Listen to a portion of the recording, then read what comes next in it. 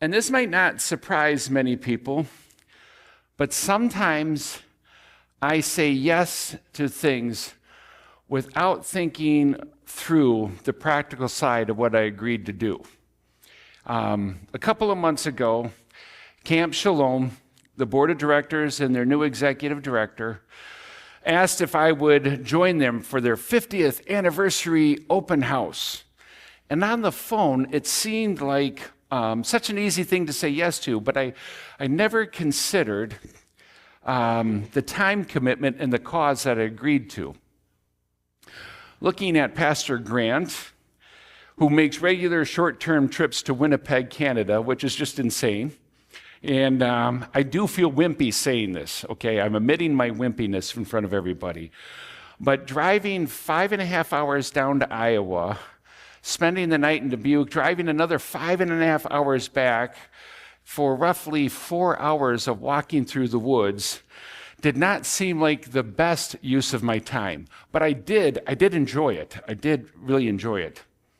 And not that I was expecting a big Eric Elkin party or anything like that, but the open house was not a major campaign event. It was not a big 50th anniversary celebration. It wasn't even just a party. It was just an open house for families considering sending their children to camp. I enjoyed being there very, very much, but it didn't feel like my presence was actually needed. The inspiration for my presence came from the camp leadership. They thought having the former executive director there would be helpful to the new executive director who has moved here from Tennessee to Iowa and called me the week before, and he goes, "Hey, could you answer us a question for me? What exactly is the Twin Cities?" Which is a good one. I just got that laugh. I said, you talk like somebody is from Tennessee.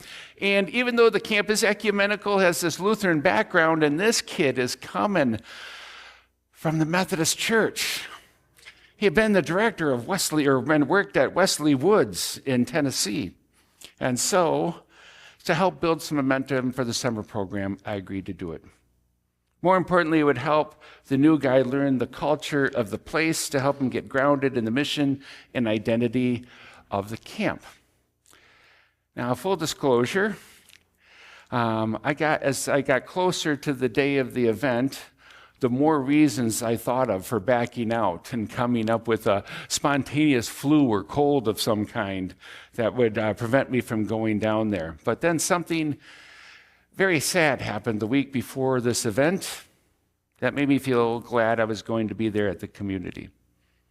Last week, a former staff member who last worked at the camp in the 90s discovered that Camp Shalom was listed as a supporter of a Christian organization which did not reflect the camp's mission and values. The organization in question had this very, very narrow view of what is acceptably Christian. The former staff had every right to be upset because Camp Shalom is an ecumenical ministry, meaning we are reaching out to every kind of church body that you could think of and outside the church body. And it was welcoming people of all ages, and we used that generic term people specifically to make sure that all people felt welcome to grow in faith in a time and place apart. Out of concern, the former staff member did what many people tend to do these days. He posted an open letter to the board of directors and to the new executive director of Camp Shalom on Facebook. The open letter accused the executive director of intentionally signing up to support a very selective Christian organization. The way it was written led one to believe the executive director had deceived the board of directors without their knowledge. The open letter asked, because the staff member who posted it didn't know, was the Camp Shalom board consulted before the executive director publicly aligned himself with this organization? Do the beliefs of the named organization reflect the beliefs and values of Camp Shalom itself? If so, how? Those two questions reveal the author of the letter did not investigate the camp's relationship with the organization prior to writing a public condemnation of them being associated with it. The author did not seek to see if the values of the camp had changed. He simply wrote to let everyone know Camp Shalom had officially moved in a different direction and deserved all public scrutiny for it. Responding to the letter would be really, really difficult to do because the author was right. The values of the organization were in conflict with those of Camp Shalom. To dispute the actions of the author were to suggest one agreed with the values not consistent with Camp Shalom. The oath letter was posted and shared by multiple staff members. Most of them had worked for me. Their words condemned condemned the camp and its new director. Some even posted that Camp Shalom was dead to them. One mother posted, "I signed up my child, but now will reconsider sending them to Camp Shalom." Thankfully, the chair of the Camp Shalom Board of Directors was able to reach out and talk to the author of the open letter. The new executive director had never even heard of the organization that he was being associated with. He met someone at a community gathering who was connected with that organization, and they put Camp Shalom's name on their website even without giving them permission to do so. The chair of the board affirmed the values of Camp Shalom to the author. Then the camp released a letter clarifying the situation and affirming the values and mission of Camp Shalom. Except the board's response, the letter, was buried deep within an active stream of responses to the original letter. Few saw it, none shared it, and none shared anything about being positive and affirming for the board for making the stand. The result was many members of the Camp Shalom alumni group now feel Camp Shalom has changed in a negative way. It's not worth supporting, and the new director has again, after 5 months in the job, ruined the place. One of my favorite former staff members even posted on Facebook, "I've heard a lot of bad things about that new director." So all my excuses for not going to the open house suddenly got swept away. All week long, I was preparing this sermon, and I debated whether to include this most recent events at Camp Shalom in the sermon as an example. Finally, I decided I needed to because its connection with this text in 1 John is so close. 1 John is not a letter. It is a poetic sermon written by an anonymous author. The themes and theology, the writing style and structure are identical to the Gospel of John, and 2 open letters written by John the Elder. This sermon and the open letters that follow it were shared with a cluster of Jewish churches that were in and around the town of Ephesus. And those 2 letters are 2 John and 3 John.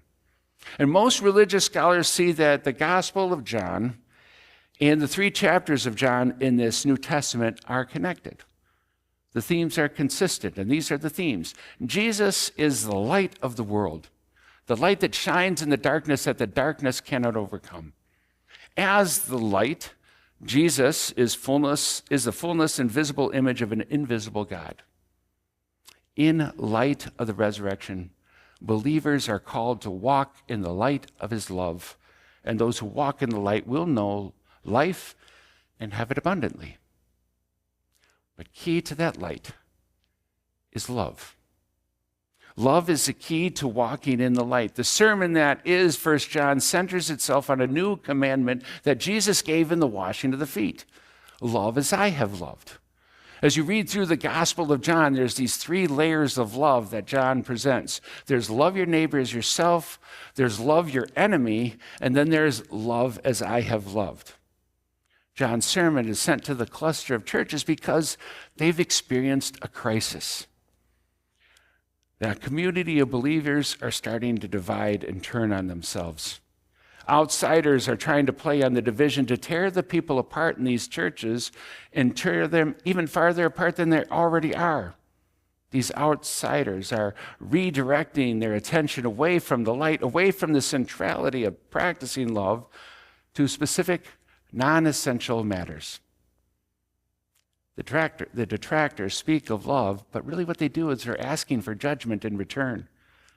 John, the preacher, is calling them back to the center, back to their core beliefs and the benefits of those beliefs. And he does this by writing, "My dear children, let's not just talk about love.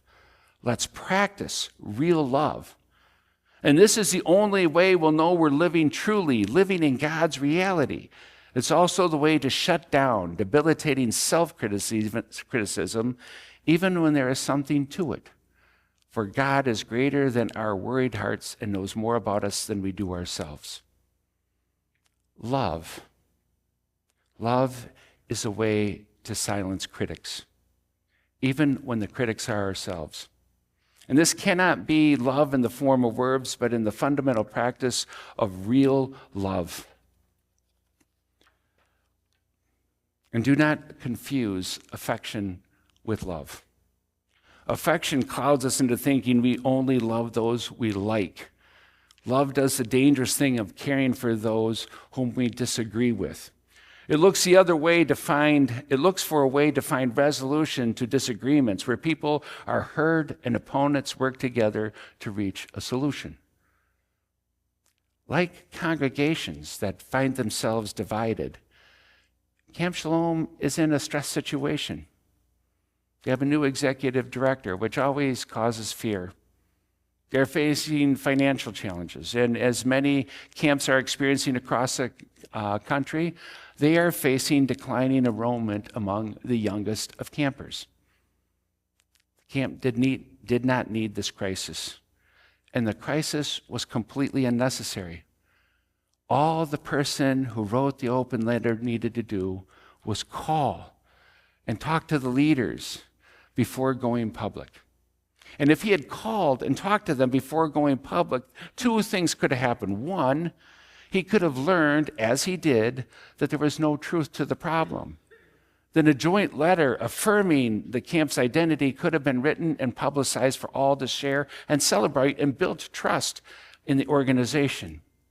Or two, he could have learned that the camp did stray from its mission, and then holding them publicly accountable would have been completely appropriate. Camp Shalom's story is not unique.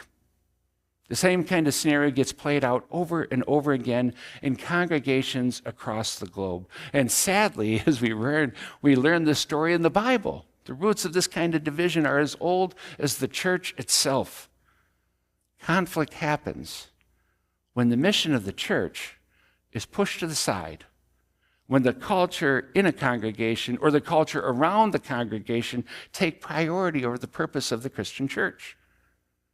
Despite what you read, hear, or believe, all Christian congregations, regardless of location, composition, denomination, or individual mission statements, they all share this core identity, the same core identity. Jesus Christ is the light of the world, the fullness of God made visible. And we, the followers of Christ, are to love our neighbors and our enemies as Jesus first loved us, not in words, but in acts of love. Love is not some song we sing, nor is it a traditional story we tell. We love and reveal God's love in the way we treat each other, and the way we treat each other inside and outside of the church. All week long, as I was dwelling upon this controversy at Camp Shalom, I was remembering a drawing a former staff member created. It just happened a long time ago, and he drew it on the wall in the craft barn. And ever since I first saw it, that image just remains forged in my head. And I kept on searching all my scrolls of images to see if I could find it, and I couldn't. So the one thing is I went looking for that in the craft barn when I was up yesterday. I share it with you because I want you to remember it. And I want you to have this forged in your mind as well. You need to speak the truth in love. When you need to speak the truth in love, or you feel compelled to correct someone, remember this image. It's an image of a young man with a log in his eye. And he's looking over and says, "Hey, you got a splinter in your eye." This is a core to the Christian identity. Beware the judgment you cast out, for the judgment you cast out will be returned. Make sure when you speak, you're actually sharing love and not something else. And let us remain grounded in acts of love and not empty words propped up to look like love. Crises, challenges like this new director will face are not going to destroy the mission. He's equipped by the power of the Holy Spirit to lead, and sometimes those challenges are great cause to build reconciliation and build a new, stronger community forward. I know that's true for them. I know it's true for us. And I know it's true for anyone who decides to walk in the light of the Lord, because they will know love. Amen.